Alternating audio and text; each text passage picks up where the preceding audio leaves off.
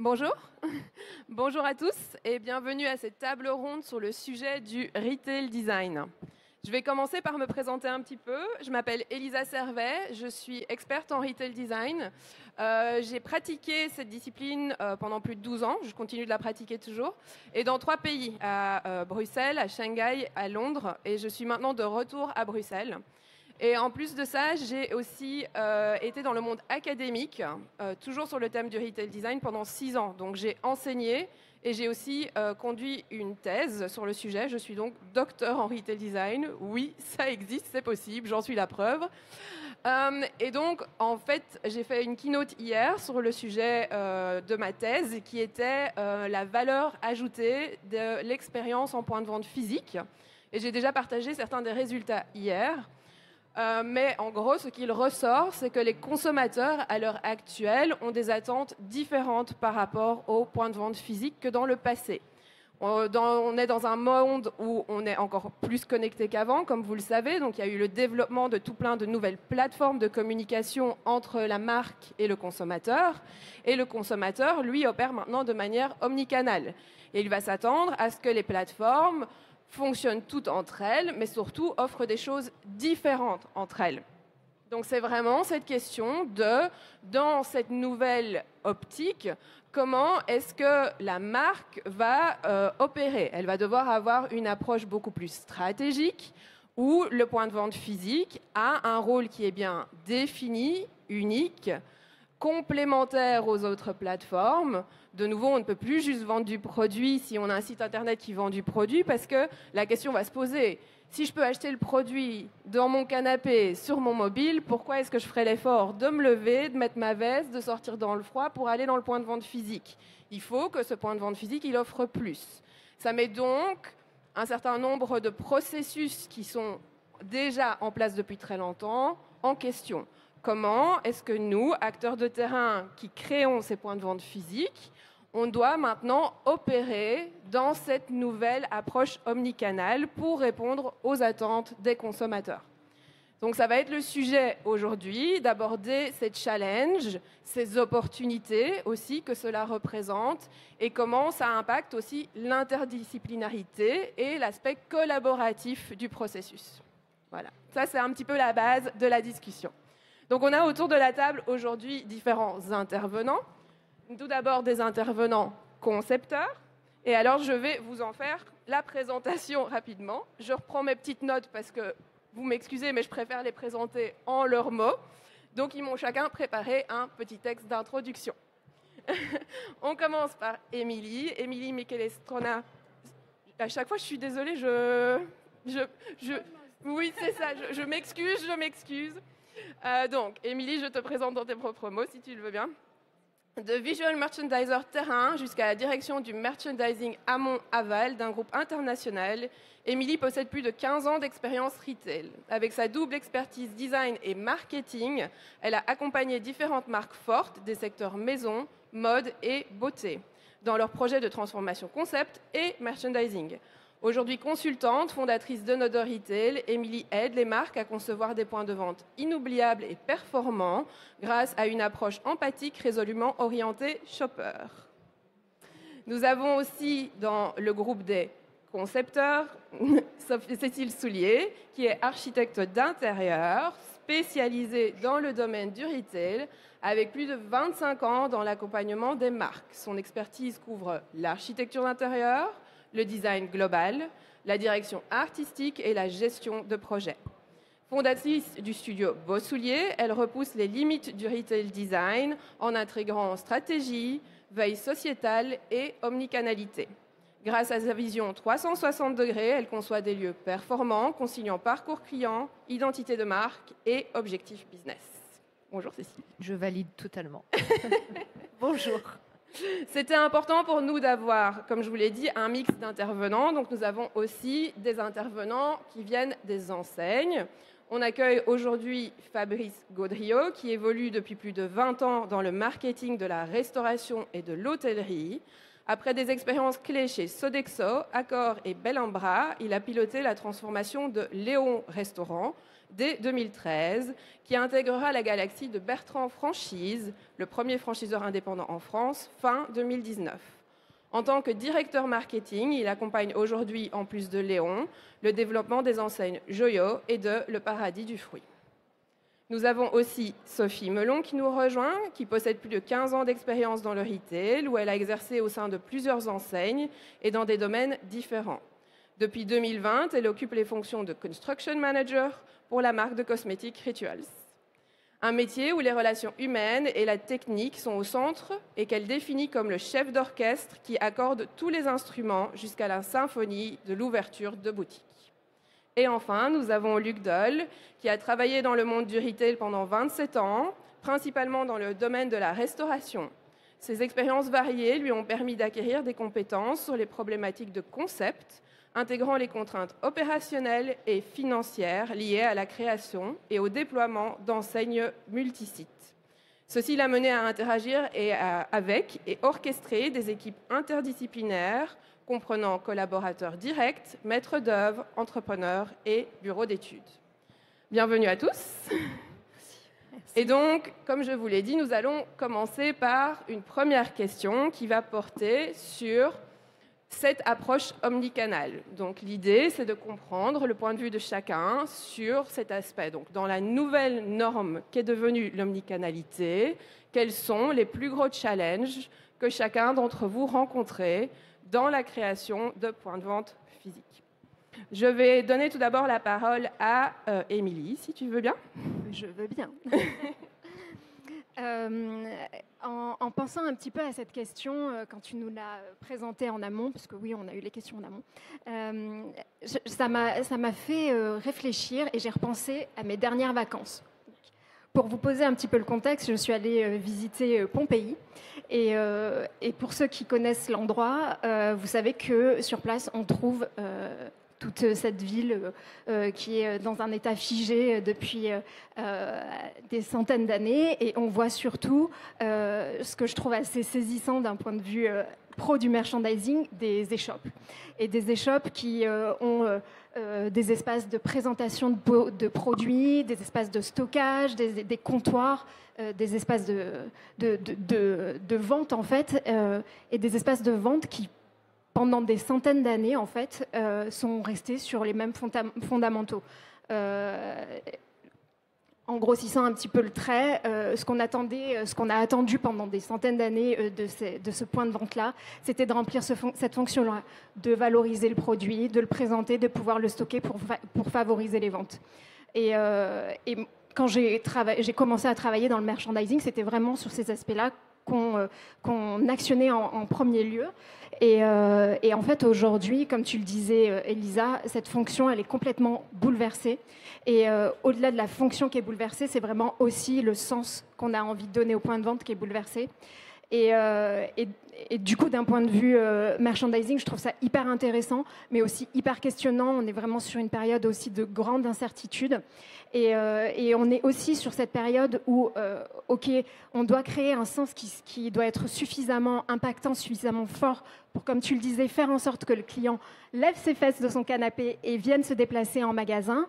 Mais à la fois, d'un point de vue marque et distributeur, on a quand même cet espace-là qui coûte de l'argent, qui coûte de l'argent en loyer, qui coûte de l'argent en opérationnel, qu'on a besoin de rendre productif, de faire générer de la performance. Donc on est sur des enjeux d'un point de vue merchandising à la fois très court terme, où on se pose, il y a ces grosses questions de rentabilité qu'on doit aller chercher, et à la fois ces questions de comment on arrive à créer quelque chose qui a du sens, à générer de l'expérience, à proposer des services, à faire en sorte que le magasin soit inspirationnel. Et tout ça, bien souvent, ça vient un peu se confronter. Ça impose des sacrifices d'un point de vue marque, aussi un shift de perception et de culture. Et aujourd'hui, dans mon métier de merchandiser, c'est un peu l'une des difficultés principales sur lesquelles je viens me confronter, c'est-à-dire comment on arrive à faire en sorte de faire sortir de la performance à des points de vente, tout en construisant quelque chose qui soit pérenne sur le long terme et qui puisse continuer à nourrir l'image de marque et finalement comment, in fine, on fait en sorte de coupler cette vision fin de mois, version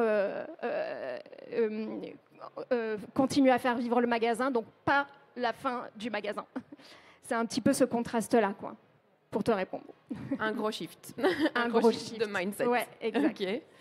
Je vais passer la parole à Fabrice pour voir si lui, de son côté, au niveau marketing enseigne, a un peu ce même ressenti et comment il le vit. Je pense que pour le secteur de la restauration, le sujet est quand même un peu différent, puisqu'on a la chance quand même de faire un métier où l'expérience, elle se vit en restaurant, même si la livraison à domicile a pris un peu de part de marché, mais dans notre secteur, c'est rarement au-dessus de 10% du business qui a switché entre la vente en point de vente et la vente à domicile. Et en plus, on constate quand même que c'est très peu de cannibalisation et que c'est plutôt un autre usage. Donc ça nous a plutôt apporté du chiffre d'affaires supplémentaire. Donc nous, notre problématique, elle est vraiment de se dire comment on se différencie de nos concurrents que sont les autres restaurants pour que l'expérience dans nos points de vente, elle soit vraiment inoubliable. Et à ça s'ajoutent les problématiques qu'on connaît tous de fin de mois, surtout dans un secteur comme le nôtre où on est sur de la restauration de très grand public, où on a des vraies problématiques de respecter un budget, où les consommateurs ont tendance à arbitrer de plus en plus leur déplacement en restaurant. Ce qui va faire la différence, c'est l'expérience qu'ils vont avoir dans le point de vente. Donc en fait, c'est presque pour nous une force de se dire que les consommateurs, ils sont en demande de plus d'expérience. C'est ce que nous, justement, de par notre métier, on est capable de faire. Et après, je pense que le vrai sujet qui, pour le coup, a impacté la façon dont on construit ou dont on réfléchit à nos points de vente, à nos restaurants, c'est qu'aujourd'hui, nos clients choisissent sur Instagram les restaurants dans lesquels ils vont aller pour pouvoir faire la photo que tout le monde a envie d'avoir sur son feed.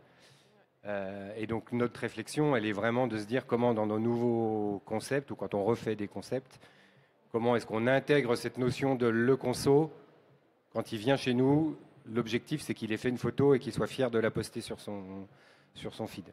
Donc il y a quand même un impact de l'intégration de l'omnicanalité dans le sens... Il y a un impact dans le sens que ça nous impose de réfléchir nos restaurants différemment.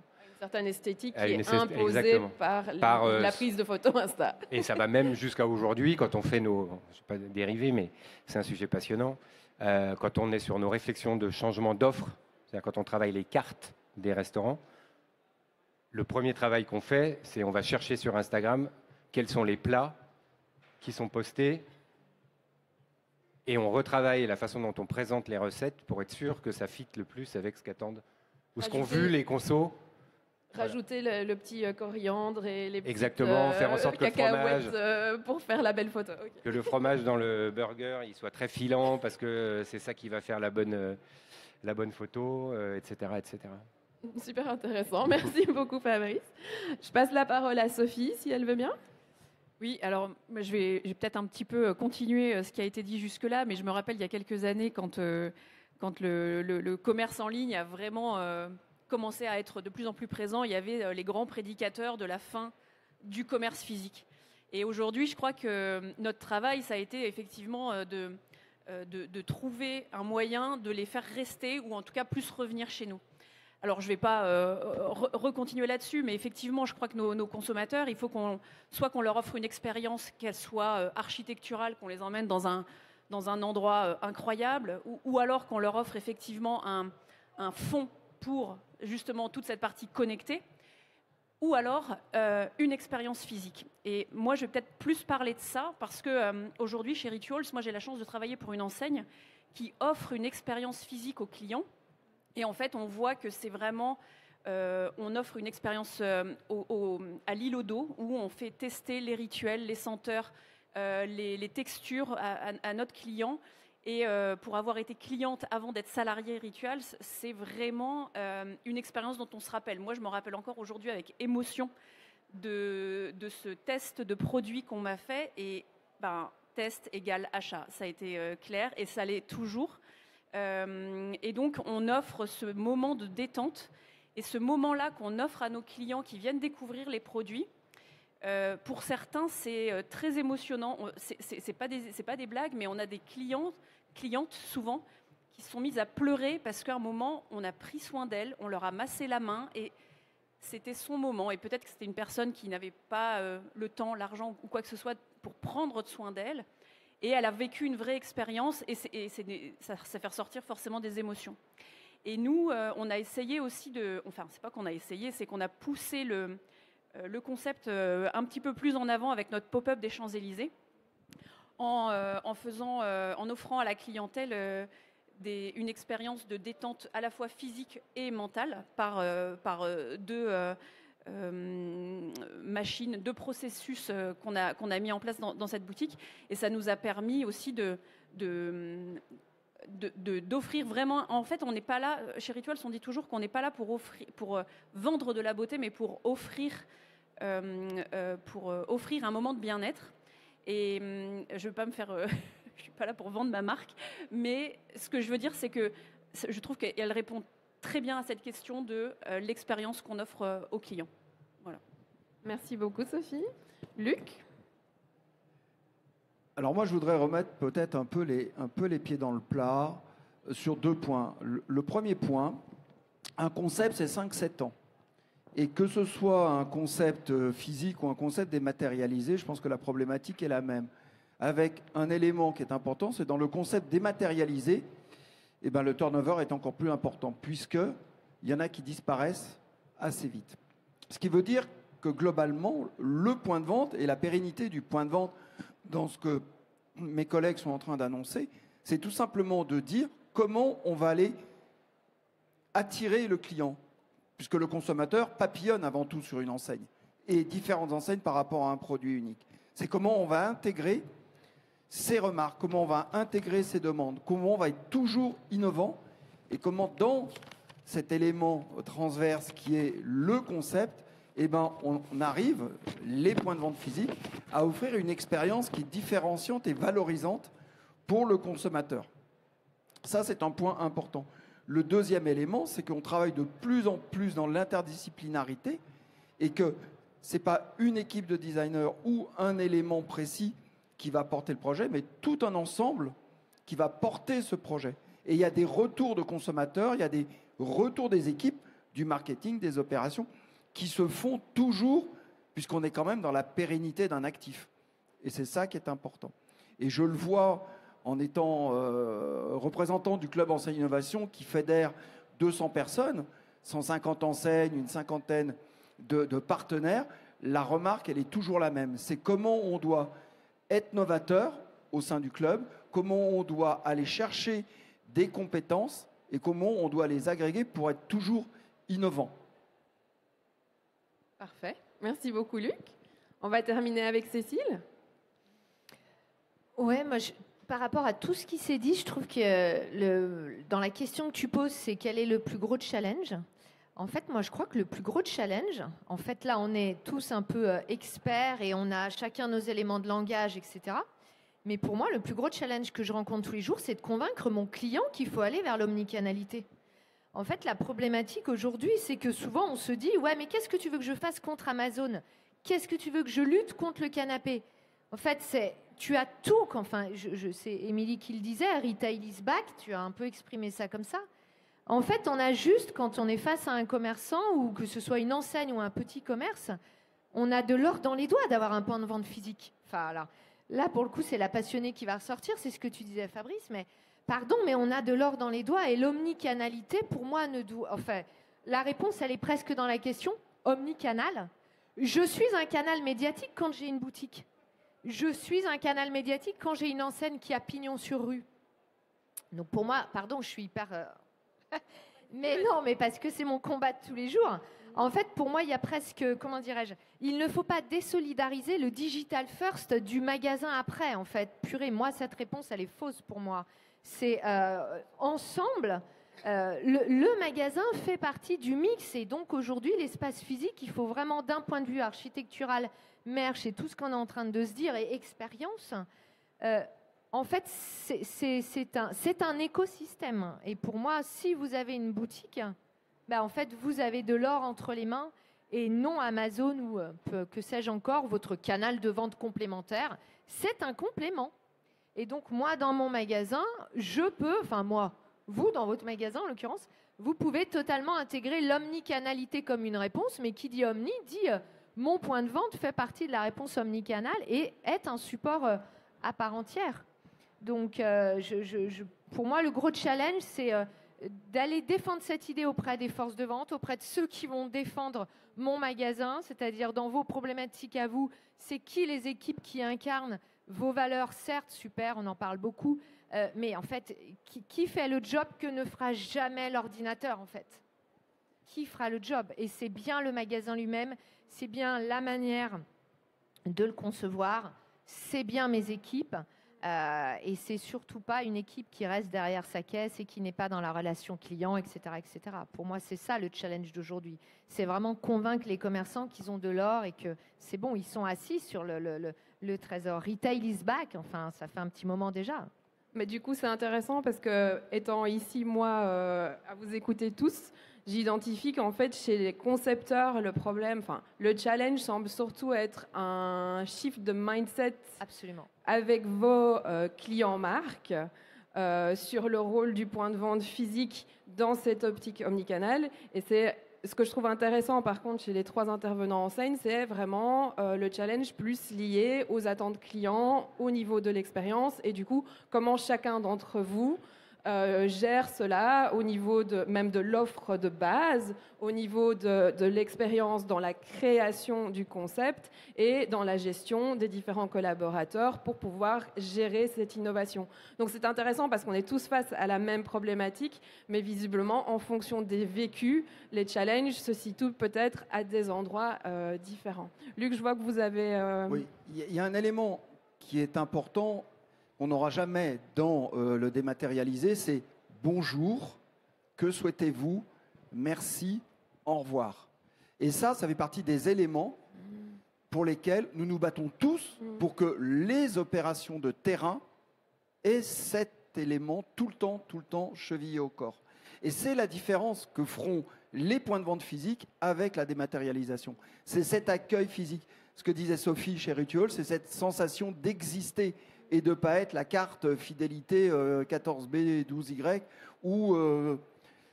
et c'est encore plus vrai dans la restauration, d'avoir ce petit plus qui fait que le point de vente est un élément particulier. Mais c'est par les collaborateurs de terrain qu'on a ce petit plus. Si les collaborateurs de terrain n'ont pas cet élément, alors je ne parle pas d'empathie, mais ce sens du commerce, et être un commerçant, ce n'est pas un gros mot, mais ce qu'on demande aux équipes de terrain, c'est d'être des commerçants. Puisque ce qui se voit, ce qui est bien présenté, se vend. Et ça, on l'a dans le point de vente. Donc notre rôle, c'est de mettre ces éléments en musique et surtout qu'il n'y ait pas de différence ou d'éléments trop flagrants entre ce que le consommateur a pu voir sur le net, ce que tu disais, a pu voir sur les notations TripAdvisor et l'expérience qu'il va vivre dans le point de vente. Et là, il faut qu'il y ait adéquation. Et donc, recalage systématique. C'est ça aussi qui est important. C'est un travail d'équipe.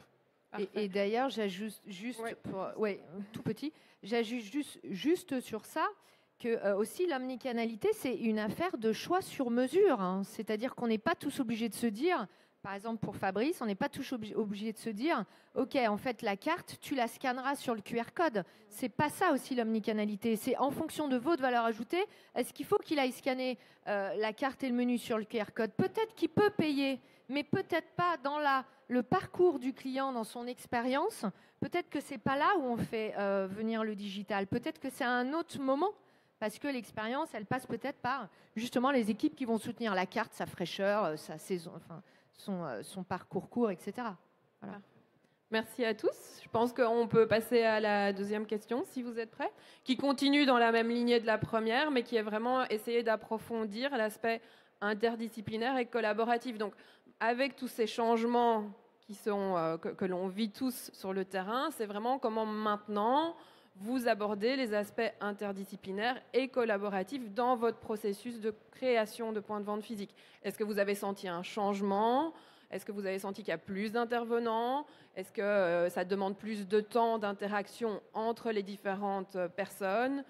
Bref, est-ce qu'il y a eu des changements par rapport à ça? Et on va commencer ici. En fait, on a un tout petit peu préparé juste simplement l'ordre pour vous dire, en se disant qu'on va demander aux intervenants dans l'ordre du processus de conception des points de vente. Donc Luc va nous poser une base. Ensuite, on va parler à Fabrice son point de vue marketing. On va enchaîner avec les conceptrices et on terminera avec Sophie qui est du coup à la fin de la food chain, la construction. Donc Luc, je vous invite à un peu poser la base. Il y a un élément qui est important, c'est que dans tout projet, dans tout développement conceptuel, il faut un programme. C'est-à-dire définir la question et la réponse qu'on va apporter au consommateur, que ce soit un consommateur physique ou un consommateur dématérialisé. Le processus reste le même.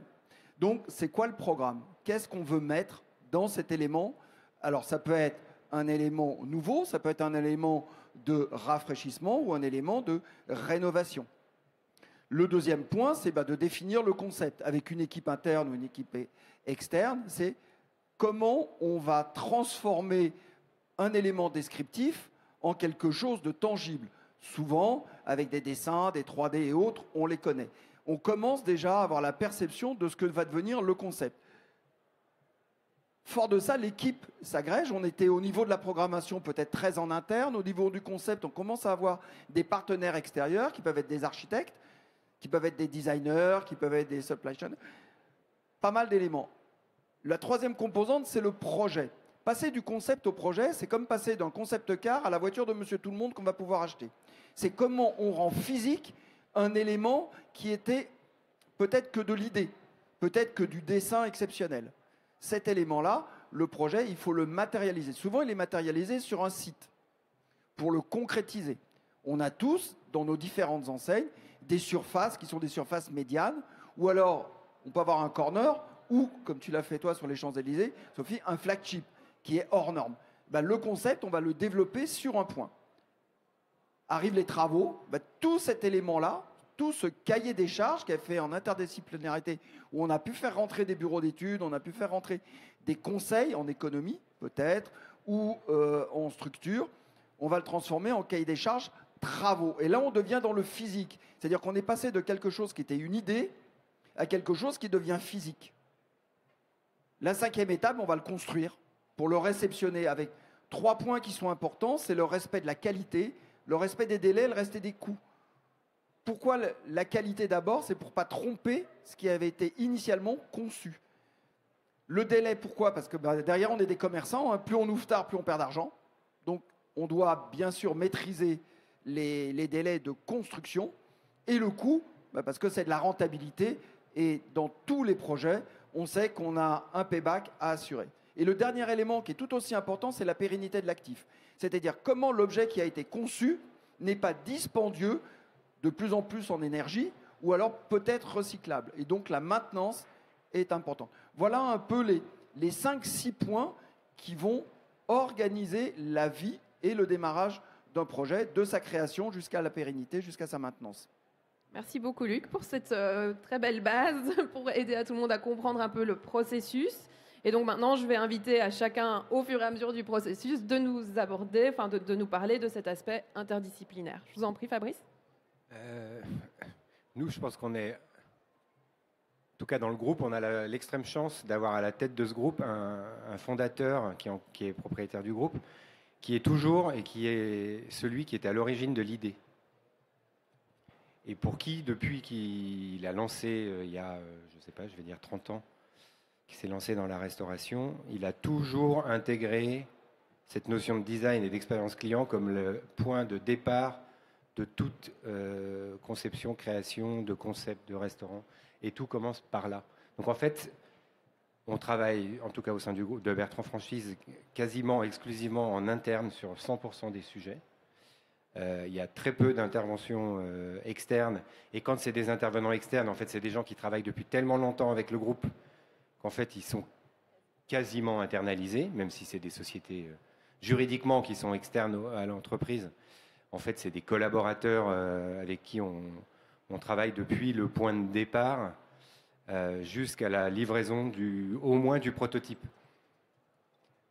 Et on a la chance d'avoir effectivement ce patron en personne d'Olivier Bertrand qui, pour chaque lancement de nouveaux concepts, chaque retransformation de marque, quand c'est des marques rachetées, il est là du premier jour avec l'idée jusqu'au dernier jour avant l'ouverture au client. Et il vient sur site, alors qu'aujourd'hui, le groupe fait presque 3 milliards d'euros de chiffre d'affaires, mais il vient quand même sur site d'entre 2 et 4 fois pendant les travaux, parce qu'il a besoin de sentir si on va dans la bonne direction. Donc en fait, bon, c'est une petite anecdote, mais je pense que ça influence vraiment la façon dont on travaille tous. C'est-à-dire qu'on a l'idée, il nous la partage, et notre objectif, c'est qu'à la fin du projet, on ait atteint et enrichi, évidemment, l'idée de départ. Et après, on va rentrer plus, ça c'est la partie conception on va dire, du prototype. Et après, c'est vrai qu'il y a les équipes internes de construction qui vont prendre le relais pour l'optimiser en termes de coûts. Mais ça, c'est jamais fait sur la version 1. Pour pouvoir se dire, notre objectif derrière, c'est de vendre le concept à des partenaires franchisés qui vont eux-mêmes investir, puisque on travaille que sur de la franchise, donc il faut que le concept soit rentable économiquement. Donc après, il y a tout un travail qui est évidemment fait d'optimisation de coûts, mais c'est extrêmement rare qu'entre la V1 et la V35, en tout cas, il n'y a jamais de dégradation de l'idée de départ. Voilà. Très impressionnant. Cécile ? Moi, j'aime bien cette question de l'interdisciplinarité. Effectivement, tu parlais de changement de mindset tout à l'heure. Et je pense que ça aussi, c'est un changement qu'il faut sans doute aborder. Et d'ailleurs, tant mieux. En fait, plus on arrivera à se dire que ma problématique du point de vente physique est une problématique interdisciplinaire, plus on comprendra qu'on doit, dans la réflexion même d'un projet architectural, pour du retail, pour un point de vente, quelle que soit la grosseur de l'enseigne et du petit commerce, plus on arrivera à se dire, OK, il faut vraiment que j'intègre toutes les équipes que j'ai, même si je suis toute seule, en fait, il va falloir que, si c'est un commerce qui ouvre et qui est tout seul, il va falloir qu'il intègre, lui, même dans sa réflexion, le parcours client, OK, super, on le sait tous, mais aussi sa valeur ajoutée, et puis s'il y a d'autres équipes, qu'est-ce que ces équipes portent ? Si demain, on travaille sur un projet un peu plus hybride, un espace de coworking, par exemple, qui reste aujourd'hui une problématique de commerce de plus en plus fréquente, qui sont ceux qui vont venir travailler ? De quoi est-ce qu'ils ont besoin ? Est-ce que je travaille le projet avec eux ? Est-ce que je vais avoir une offre hybride et à quoi elle va servir ? Donc, moi, je pense qu'aujourd'hui, on ne peut plus réfléchir, en tout cas au studio, moi, c'est ce que je fais. On ne peut plus y réfléchir tout seul. Et ça rejoint un peu ta première question, c'est quand même aussi un challenge de faire comprendre à nos clients qu'il y a une vraie interdisciplinarité et que non, quelque part, OK, tu es DG de la boîte, mais non, tu ne peux pas réfléchir ce projet seul. Oui, il va y avoir des gens qui vont y travailler. Oui, il y a des gens qui vont incarner. Qu'est-ce qu'ils incarnent aujourd'hui ? Est-ce que ton ambition sera portée par ces mêmes valeurs-là, etc. Donc, pour moi, cette question d'interdisciplinarité, c'est... je ne suis pas seule à dessiner quelque chose au bureau et vous n'êtes pas seul à vouloir ce projet. Il y a vos clients et il y a toutes vos équipes derrière qu'il faut impérativement, pour moi, inclure à la réflexion. Et on le voit aujourd'hui, les magasins, de toute façon, qui n'inspirent rien, qui ont juste pensé le fait d'afficher sa collection. En fait, on n'a pas pensé à la fiche de mission de la personne qui allait vendre la collection. Qu'est-ce qu'elle veut dire aujourd'hui ? Qu'est-ce qu'elle doit dire ? Qu'est-ce qu'elle doit penser ? Et ça change toute la conception qu'on a du parcours, en fait. Merci Cécile. Émilie ? Moi, je ne peux qu'abonder dans le sens de Cécile, très, très sincèrement. Je rajouterais que, alors, j'ai un peu aujourd'hui sur intermédiaire parce que j'ai passé 15 ans en entreprise auprès des enseignes et que un des premiers constats que j'ai fait et lors de mes différentes expériences, ça a souvent été qu'en fait, le merchandising, qui est mon expertise, était ramené comme une brique finale à la fin d'un processus. Donc, le produit est conçu, les points de vente sont construits, enfin voilà, et toi, tu viens marcher. Deal with it. Tout est fait, tout est posé, toi, tu gères, tu viens faire ton Tetris. Non. Non, et donc en fait, pendant mes 15 ans en enseigne, ça a été un peu mon combat de faire en sorte qu'on rembobine un peu l'histoire, qu'on réintègre le merchandising sur les phases très amont du processus, parce que très clairement, la façon dont je conçois mon métier, c'est que le merchandising, c'est le moment de rencontre entre un produit, un client et un point de vente. Et si on n'est pas en parfaite connaissance de ce qu'est le produit, à la fois de toutes ses spécificités, mais aussi de tous les éléments qui sont liés à sa logistique, etc. Si on n'a pas une parfaite connaissance du point de vente, à la fois des contraintes structurelles, mais aussi des personnes qui font le point de vente, les équipes magasins, si on n'a pas fait une parfaite connaissance du client, bah, en fait, on n'arrive pas à construire une expérience qui soit cohérente. On arrive toujours en dernière phase où on fait des pansements, on essaye de créer une expérience, mais moi, je suis convaincue que le client, en fait, perçoit qu'on est sur quelque chose de pas achevé, de complètement partiel. Alors, c'est vraiment aujourd'hui, moi, l'expérience que j'ai nourrie de mon passage en entreprise et ce sur quoi je travaille beaucoup avec mes clients, de faire en sorte que tout le monde, tous les acteurs, tous les experts métiers qui ont aussi beaucoup les clés, recommence à travailler ensemble. Moi, j'interviens en tant que facilitatrice et surtout, bien sûr, je viens ramener mon expertise, mais je fais aussi en sorte de faire monter les messages, d'identifier des priorités et surtout, je fais en sorte que les équipes travaillent ensemble à co-construire une solution parce que je suis persuadée aussi que l'expérience client, c'est le résultat d'une collaboration vraiment en interne de plein d'acteurs, comme tu le disais, Cécile. En fait, il n'y a pas une personne qui a la solution. C'est plein d'experts qui vont venir ramener leur petite brique qui va faire que l'expérience sera hyper waouh. Et du coup, moi, je travaille vraiment à faire en sorte que les équipes participent à tout ça. Parce que aussi, tout simplement, quand on participe, on est impliqué et on fait en sorte de mettre en place un changement qui est pérenne et qui dure. Surtout parce que moi, mon enjeu, c'est pas d'arriver avec une solution préconçue, c'est vraiment d'accompagner mes clients. Je leur dis tout le temps, je vous apprends à pêcher en fait. Et du coup, je viens vous ramener la brique merchandising, la petite graine que vous allez réussir à faire germer en interne. Super. Voilà. Très beau. Merci beaucoup. Et on termine avec la construction. Voilà, la dernière brique. La dernière et la première.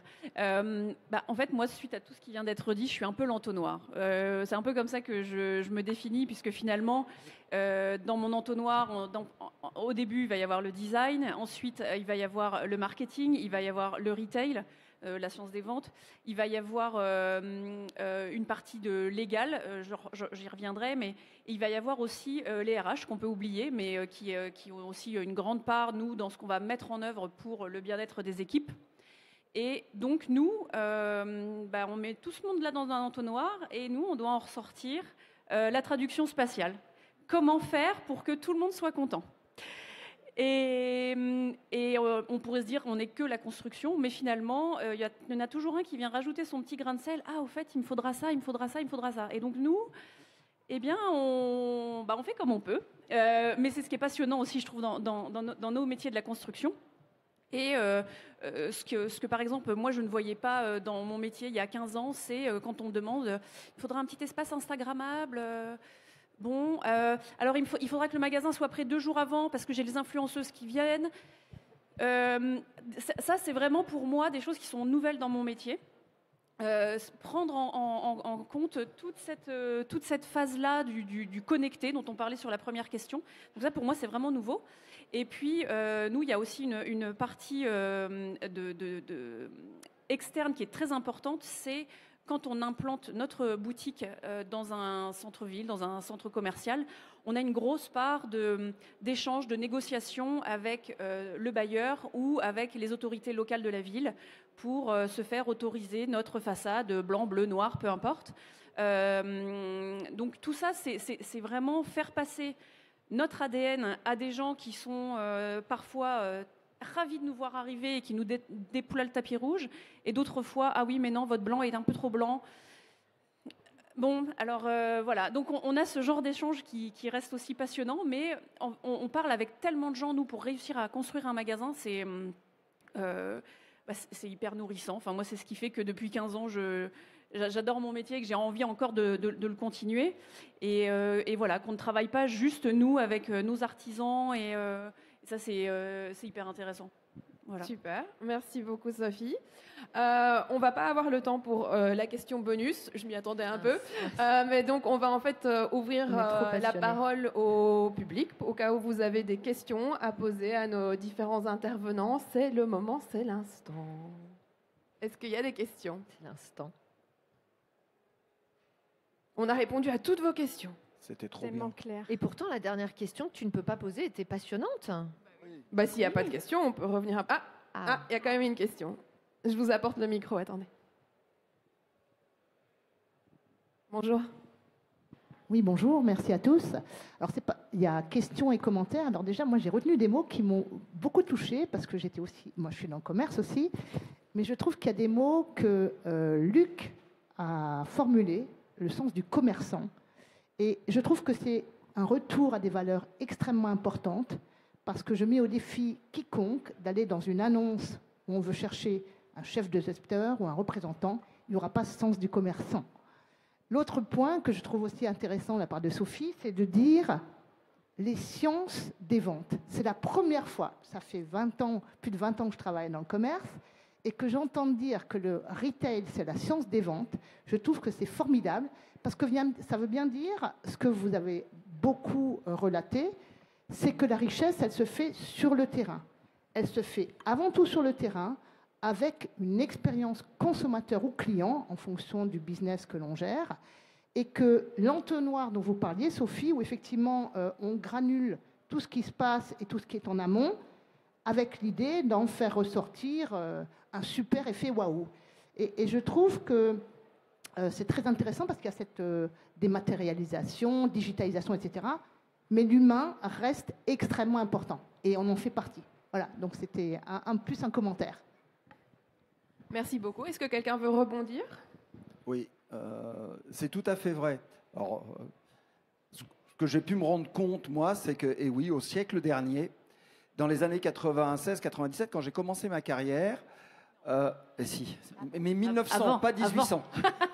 Je n'ai pas connu Pompéi en 72, contrairement à la rumeur publique. On est passé vraiment d'une culture du produit, c'est-à-dire qu'on étalait des produits sur des rayons. Moi, j'ai commencé dans la grande distrib. On devait faire X mètres linéaires de rayons. Et au bout de tout ça, il y avait en amont un stock et en aval, il y avait un caissier ou une caissière. C'était terminé. Et arrivent les années fin des années 90, début des années 2000, cette notion de, il y a des attentes de commerçants. Donc on est passé d'une culture produit à une culture client. Et tout ça, c'était à tout le monde de le mettre en musique. Et c'est, pardon de rattraper la couverture, mais moi je le vois parce qu'on en parle beaucoup avec les membres du Club Enseigne Innovation sur ces évolutions-là, c'est que, tout simplement, on a demandé au service travaux d'abord de faire un peu cette mise en musique. Et puis après, seulement après, il y a eu l'interdisciplinarité. L'interdisciplinarité, elle arrive qu'une fois que les premiers, c'est Oura en 2002 de mémoire, ça a commencé à bouger les lignes.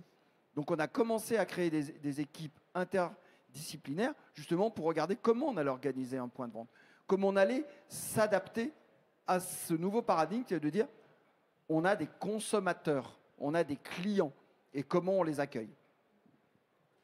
Je vous en prie, oui, moi je voudrais juste faire un petit parallèle. Un élément qui me semble hyper essentiel aujourd'hui et que j'ai oublié dans mon entonnoir, c'est l'environnement.